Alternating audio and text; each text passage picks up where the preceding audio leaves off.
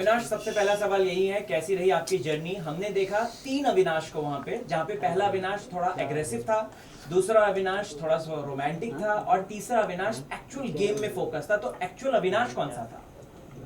यार मेरे लिए तो तीनों अविनाश ही थे, और वो डिफरेंट डिफरेंट फेजेस थे उस गेम के, और डिफरेंट डिफरेंट जो एक्शंस आ रहे थे मेरे सामने, तो उस पर मेरे रिएक्शंस वैसे निकल रहे थे। पहले 2 हफ्ते में तो मुझे जनता कहा गया, तो वो टैग मिला। उसके बाद जब उससे उभरा तो मुझे फेंस सिटर कहा गया, फिर उससे उभरा तो फिर जाके ऐसा मैंने सुना अंदर, पूजा जी ने मुझे बोला कि मुझे तुम्हारा प्रोग्रेस दिख रहा है, गेम में तुम्हारा प्रोग्रेस बिल्कुल ऐसा है। तो जब ऐसा प्रोग्रेस जैसी चीज़ें सामने आई, तो जैसे कि आपने कहा कि पहले मैं लड़ाकू था, और दूसरा मैं रोमांटिक था, और तीसरा मैं गेम चेंजर अभी बाहर निकला हूँ, तो वो भी एक मैंने टैग सुना है। तो जो भी है वो मेरी पर्सनालिटी का ही हिस्सा है, और वो मैंने ग्रेसफुली एक्सेप्ट किया। अगर आप ये 3 अविनाश को देखें तो तीनों अविनाश मेरा ही हिस्सा थे। मैं किसी से नकारूंगा नहीं और ना नहीं बोलूँगा कि नहीं ऐसा मुझे तो नहीं लगा। डेफिनेटली यस, मैं जैसा दिखा हूँ वो मैं हूँ। आपके पिताजी ने आपको रिमोट से रिलेटेड कुछ सिखाया तो वो हम जानना चाहेंगे। मुझे पता था यही पूछेगा।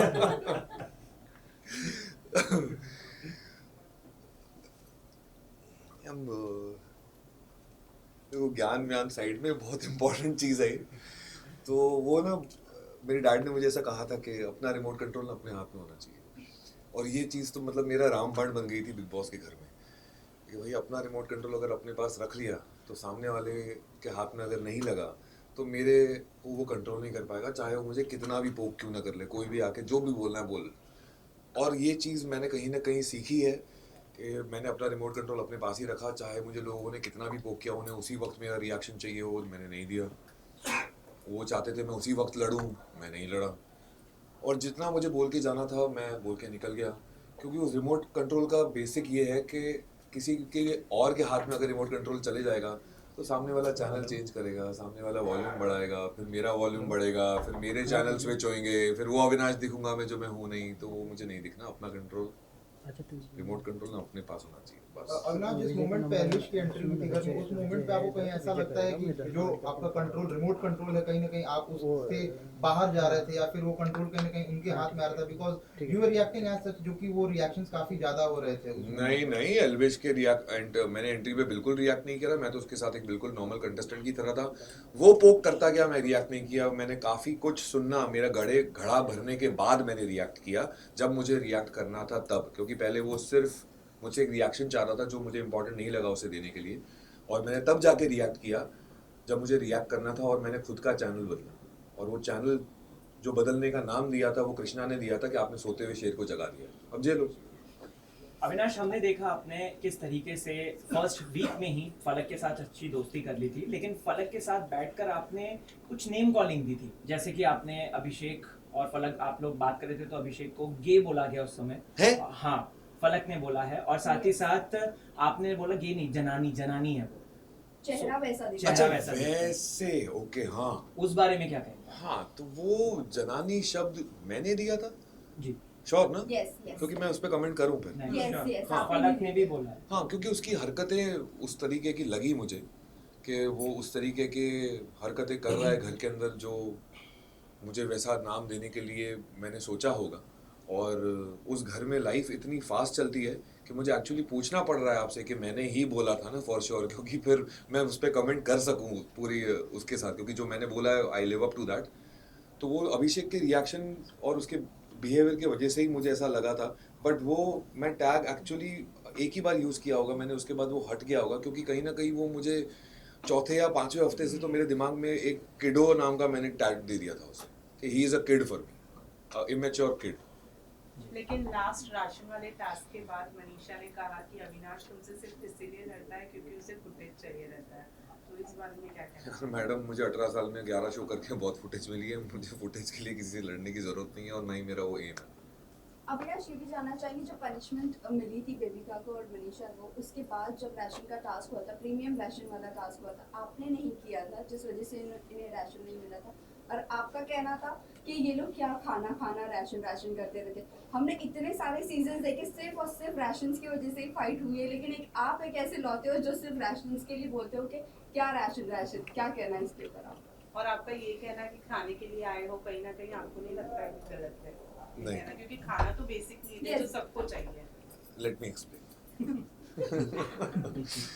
तो इसमें बहुत सारे पॉइंट्स थे। पहले सबसे पहले तो मुझे लग रहा था यार मैंने उसके रास्ते में कांटे तो डाल दिए वीकेंड के बार पे, पर अब कांटे डालने का मौका ही नहीं मिला, कोई टास्क हुआ ही नहीं। सीधा फैमिली आने लगी अंदर, सब इमोशनल हो गए एक दूसरे को, पेरेंट्स को देख के, और सब हवा में चला गया। तो मैं कब कांटा बनूं? जब वो सो रहा है तब, क्योंकि टास्क के अलावा तो वो सोता ही था मेरे हिसाब से। तो मेरे को समझ में नहीं आ रहा था मैं कब कांटा बनूंगा। और फिर उसका कैप्टनसी का टास्क आया जब उसको पनिशमेंट देनी थी। बोला यार ये फाइनलिस्ट तो ऑलरेडी बन चुका है, उसमें तो मैं कांटा बन नहीं पाया, तो मैं उसका कैप्टनसी में तो कांटा बनूं।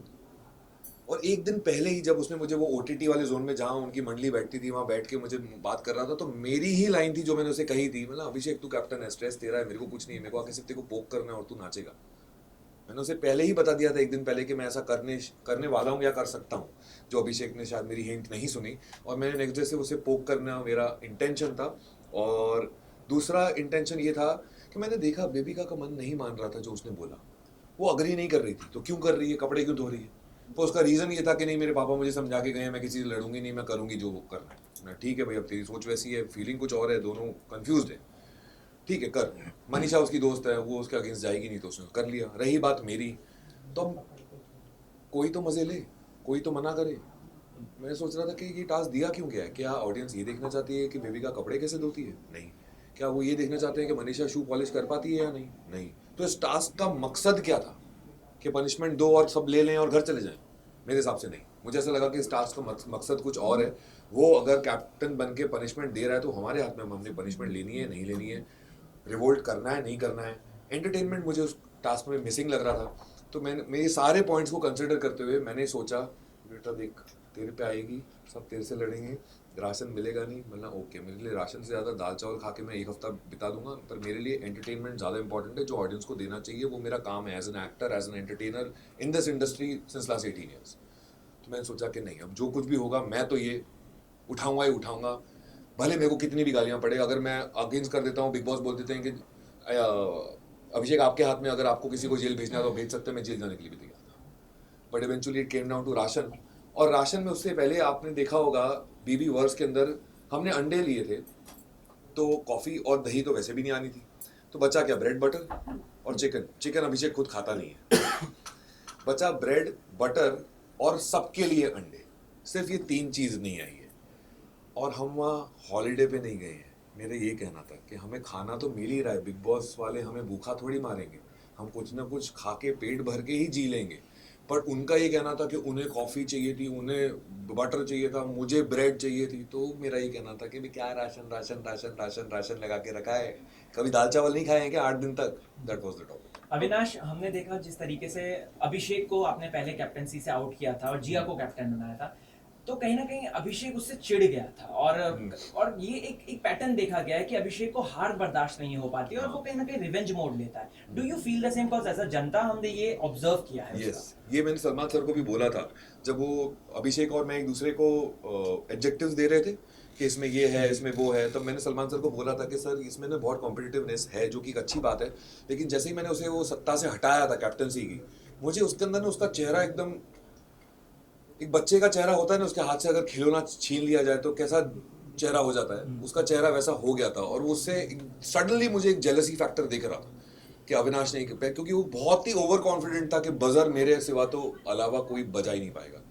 और एक्चुअली वैसा हो रहा था, क्योंकि उसकी हाइट ज़्यादा है, उसके हाथ पैर लंबे हैं, और वो इतना ही करे तो बजर दब जा रहा था। मैं थोड़े ही इंच कम हूँ उससे, बट एक्सपीरियंस ज़्यादा है। तो मैंने अभिषेक को ये मुंह पे बोला, मैंने भाई हाइट तेरी ज़्यादा, हाथ पैर तेरे लंबे, कॉन्फिडेंस तेरा ज़्यादा। तो मैंने अपने आप से पूछा कि मेरे पास ऐसा क्या है जो अभिषेक के पास नहीं है, और मेरे जहन ने मुझे एक ही जवाब दिया, फोकस। और मैं उसी पे लगा हुआ था, फोकस, तभी वो 3 बार बजर मैं दबा पाया। और उसके बाद मैंने अभिषेक को निकाला, मनीषा को निकाला और जिया को। So it took a lot of efforts to do that. और जिया को मैं कहीं ना कहीं ये प्रूव करना चाहता था कि ऐसा नहीं है कि वो नॉमिनेशन की वजह से या ये रियलिटी शो की वजह से कि मैं तेरे साथ दोस्ती नहीं निभाऊंगा। मैंने उसे उसी वक्त बोल दिया था, once I am all in, I am always all. Jiya की बात करें तो पहली बार जब आपने उसको नॉमिनेट किया था तभी उसे पैनिक अटैक आया था। उसके बाद आपने उसकी भरपाई करी कैप्टन बनाकर। उसके बाद आपने उसको फाइनलिस्ट भी बनाने की कोशिश करी। नहीं, उसके बाद उसने भरपाई दूसरी बार करी मेरे को वापस नॉमिनेट कर यस हाँ। हाँ, तो वही कहना था, जो एंड ऑफ द मोमेंट उसने जो नॉमिनेट किया, दो जन को जब बुलाकर नॉमिनेट करवा रहे थे, what is your take on that कि इतनी कंफ्यूज है जिया? क्या जिया सिर्फ अब सेल्फिश बन गई है अंदर? इस पे एक क्वेश्चन और ऐड कर रहा हूँ जिया के ही। अभिया एक ऐसा हैशटैग जो सामने आया है, यूजुअली नहीं बोला जाता है, जो बाहर चल रहा होता है, लेकिन वहां पे कहीं ना कहीं एक हिंट दिया गया कि एक चल रहा है। उसके बाद से हमने देखा कि जिया कंटिन्यूअसली अभिषेक के साथ इन्वॉल्व हो रही है, आपको नॉमिनेट कर रही है या फिर आपके खिलाफ जा रही है, चीजें कर रही है। उस चीज को लेकर क्या कहना है? यार जिया ने जो कुछ भी किया वो उसकी सोच थी, वो उसकी पर्सनालिटी थी, वो सोच उसके दिमाग से आई, किसी ने उसको इन्फ्लुएंस नहीं किया। तो जो आया उसके जहन के अंदर से आया ना। But do you feel betrayed? एक मिनट, एक सेकंड। तो जो भी आया उसके अंदर से आया, वो जिया की सोच थी। अगर किसी और के कहने से करती तो मैं बोलता कि इन्फ्लुएंस हो गई, बट नहीं, जो कुछ भी सोचा वो उसने खुद सोचा। मेरा ये सोचना है कि मैं ऐसा सोचता ही नहीं और सोच पाता भी नहीं, और अगर वैसा सोच के अगर मैं ट्रॉफी जीत भी लूँ तो मेरे लिए वो ट्रॉफी नहीं होती, क्योंकि वो मैं रियल नहीं हूँ। वो फिर एक तो स्लाई गेम हो गई ना कि चलो ठीक है, ओके इस गेम में ऐसा करते हैं। बट ये भी अगर देखा जाए, उसने मेरे मुंह पे एक्सेप्ट किया कि हाँ उसे सेल्फिश मोड ऑन करना था और उसे अपने बारे में सोचना चाहती थी। तो ये जिया की पर्सनैलिटी का हिस्सा है, मैं ये बोल रहा हूँ। सेल्फिश मोड ऑन करना जिया की पर्सनैलिटी का हिस्सा है। तो अगर वैसी वो सच्चाई है उसके बारे में, तो जिया वैसी है। और कहीं ना कहीं मुझे ही क्लैरिटी मिली कि जिया ऐसा कर सकती है, कि उसके अंदर एक पर्सनैलिटी ट्रेट ऐसा भी है। तो eventually I got to know the clarity. Betrayal free feel नहीं मैं बोलूँगा, betrayal is a very big word. Nomination तो मेरे 7 हफ्ते में से 5 हफ्ते हुए। मैं तो ऐसे ही लगता था मैं LOC पे चल रहा हूँ कि कब बम फट जाएगा पता नहीं चलेगा, और हर हफ्ते कोई ना कोई बम फटता ही था। पहले 3 हफ्ते तो कहाँ से बम फट रहे थे समझ में नहीं आ रहा था। So walking on the LOC I reached 7th week and I don't feel it was a betrayal. Nominate तो मैं ऐसे नहीं तो वैसे ही मुझे लग ही रहा था। रही बात जिया बचा सकती थी, वो डेफिनेटली था एक ऑप्शन, बट उसने नहीं बचाया। अब वो उसका कॉल है। अभिषेक की Last दोस्ती question. की एक बात करी जाए तो मनीषा ने उसको हर वक्त सपोर्ट किया। हमने देखा उसके सुख दुख, उसके नेगेटिविटी पॉजिटिविटी हर वक्त। लेकिन कहीं ना कहीं अभिषेक ने मनीषा को भी अगर देखा जाए तो नॉमिनेशन से नहीं बचाया है। साथ ही साथ कैप्टनसी से भी कई बार उसको निकाला है। जब फलक ने फोटो दी थी उस वक्त उसको नॉमिनेट कर दिया था। और साथ ही साथ उसने एल्विश को लेकर भी ये बात बोली कि तेरी नेगेटिविटी आ रही है और तेरा नेगेटिव PR बाहर से चल रहा है। क्या अभिषेक दोस्ती सिर्फ गेम के पर्पस से कर रहा है अंदर, या फिर वो वाकई में है उनका दोस्त? नहीं, वो एक चीज़ मुझे अभिषेक की बहुत अच्छी लगती है कि उसने अपनी दोस्ती को, यार उस घर में ना अपनी पर्सनल लाइफ और प्रोफेशनल लाइफ मिक्स ना करो, ऐसा इम्पॉसिबल चीज़ है। तो ये अभिषेक की एक अच्छी चीज़ है कि उसने अपनी और मनीषा की बॉन्ड को एक अलग जगह दी है। और अगर उस गेम में अगर आप एक दूसरे को नॉमिनेट भी कर लो तो इसका मतलब नहीं है कि आप दोस्त नहीं हो और आप एक दूसरे के खिलाफ हो जाओ। तो वो एक चीज़ अलग है, उसको अलग रखो। दोस्ती एक अलग चीज़ है, उसको अलग रखो। वो उसने बहुत अच्छी तरीके से डिफाइन की है। रही बात अभिषेक के इंटेंशंस की, तो उस पर मुझे तब शक आता है जब वो एल्विश के पीछे ऐसा बोलता है अपनी मॉम को कि वाइल्ड कार्ड तो जीत नहीं सकता। अरे भाई तेरा ही दोस्त है, क्यों ऐसा बोल रहा है? तो मेरे को उसके इंटेंशंस पे शक होता है। तभी मैंने एल्विश को बोला कि ये इंटेंशन कैसे अच्छा हो सकता है, मतलब कौन सा एंगल से मैं अच्छा सोचूं। अब 3 पर्सपेक्टिव थे, तेरा खुद का पर्सपेक्टिव एज अ फ्रेंड, मेरा पर्सपेक्टिव एज अ कंटेस्टेंट, और तीसरा पर्सपेक्टिव आप सब लोगों का एज एन ऑडियंस। तो तीनों पर्सपेक्टिव से मैं किस पर्सपेक्टिव से उस इंटेंशन को गुड कैसे सोच सकता हूँ, मेरे को समझ में नहीं आया। वो तू दोस्त है, तू इमोशनल फूल बन रहा है, मुझे ऐसा लग रहा था। उसमें कोई गुड इंटेंशन तो था नहीं। So last question, आपने फलक को अंदर प्रपोज किया है और I like you. I like you, yes. नहीं, कोई प्रपोज अपनी नहीं फीलिंग्स जाहिर की, खैर Propose प्रपोज मत नहीं, करो। अपनी फीलिंग्स जाहिर की। बट कहीं ना कहीं बाहर आपका उन्हीं की सिस्टर के साथ 6 मंथ्स का कुछ रिलेशनशिप हाँ। था शफक के साथ। तो क्या कहना चाहोगे, ये जर्नी को आप कैसे कैरी ऑन करोगे अगर फलक को इस चीज में नाज हो, वो हो, तकलीफ हो कि एतराज हो कि शफक के साथ ऑलरेडी आप थे? पहली बात तो शफक और मेरे बीच में कुछ था नहीं। ये चीज़ अब क्यों आ रही है, कहाँ से आ रही है, मुझे कोई आइडिया नहीं है, और ना ही मुझे आइडिया चाहिए, क्योंकि वो बेतुकी है। मैं और शफक एक टेलीफिल्म में साथ में थे जो स्टार प्लस पे टेलीकास्ट हुई थी। 10 या 12 टेलीफिल्म बनी थी, उसके लिए हमारा 20-25 दिन का आउटडोर था महाबलेश्वर में। और हमारी टेलीफिल्म की सबसे ज़्यादा TRP आई थी। वो एक रोमांटिक टेलीफिल्म थी वो एक बहुत अच्छा शूट था, वो आज भी मैं मिस करता हूँ, इतना अच्छा शूट था वो। और वो सब साथ में ही रह रहे थे, तो उस वक्त समीर शर्मा भी मेरे साथ उसी शो में था जो अब नहीं रहे। तो हमारा एक बहुत ही अच्छा बॉन्ड बन गया था कास्ट के बीच में, डायरेक्टर से लेके पूरे टास्क जो बैक ऑफ द कैमरा जितने भी टेक्नीशियंस थे, क्योंकि हम सब साथ में रहते थे। तो उस वक्त का ही ये दौर है, और वो चीज़ अब क्यों आ रही है 11 साल बाद, कहाँ से आ रही है, क्यों आ रही है, और उससे तवज्जो क्यों दिया जा रहा है, मुझे नहीं पता, ऐसा कुछ भी नहीं है। It's a complete surprise for me. फलक ने भी मुझसे ये कल पूछा, तो फलक को भी नहीं पता था और मुझे भी नहीं पता था, तो वी हैव नो आइडिया। और फलक को इस चीज़ से कोई फ़र्क नहीं पड़ता, उसने बोला क्योंकि वो सही है ही नहीं, और मुझे भी कोई फ़र्क नहीं, इससे कोई फ़र्क नहीं पड़ता क्योंकि वो सही है ही नहीं। ओके सर, एक last question, who is Elvish for you? कैसा बंदा है आपके लिए एल्विश? यार एल्विश गेम में कुछ और था, घर में जाते जाते कुछ और नजर आया। उसका हक टच कर गया मेरे को। उसने जब एंड में हक किया ना, तो वो बहुत ही जेन्युइन था, क्योंकि मैंने कोशिश की उसे समझने की, मैंने एक्स्ट्रा एफर्ट्स डाले उसे समझने की, जबकि वो तो मुझे गालियां दे रहा था और वो मुझे गंदी लैंग्वेज यूज़ कर रहा था, जो कि मुझे समझ में भी नहीं आती वो बोल क्या रहा है। बट फिर भी मुझे ऐसा लगा कि मुझे कोशिश करनी चाहिए, ऐसा नहीं होना चाहिए कि अविनाश ने तो कोशिश ही नहीं की समझने की एल्विश को। तो मैंने जब उससे समझने की कोशिश की, तो मुझे उसका रियल साइड दिखा कि वो एक समझदार बंदा है। अगर उसे 2 मिनट बैठ के अगर कुछ समझाओ ना प्यार से, भले आप अगर उसे हक जमाना चाहो ना, तो हक जमाने देता है, क्योंकि वो ऐसा इंसान है, वो एक नाइव इंसान है जो 24-25 साल का है, और वो उसमें समझदारी है, उसमें ज़्यादा गहराई है, वो समझता भी है और समझाता भी है और सिचुएशन भी समझ लेता है। पर उसने एक्सेप्ट किया उसमें एंगर इशू है, कि उसका 2 सेकंड में गुस्सा ऐसे जाता है पर वो 2 घंटे में वापस ठंडा हो जाता है। ये चीज़ उसी ने खुद एक्सेप्ट किया, और मुझे उसके लिए उसने सॉरी बोला है, विच आई टुक इट ग्रेसफुली। और मेरे लिए अपने दिमाग में, जहन में उसके लिए कुछ भी ग्रजेस नहीं है। जो उसने किया वो उसकी पर्सनैलिटी थी। अगेन जिस तरीके से मैंने संभाला उस सिचुएशन को, वो मेरी पर्सनैलिटी थी। सो क्या एल्विश के कंधे पे कोई और बंदूक रख के चला रहा है, जैसे कोई और हक जमा रहा है उसके ऊपर?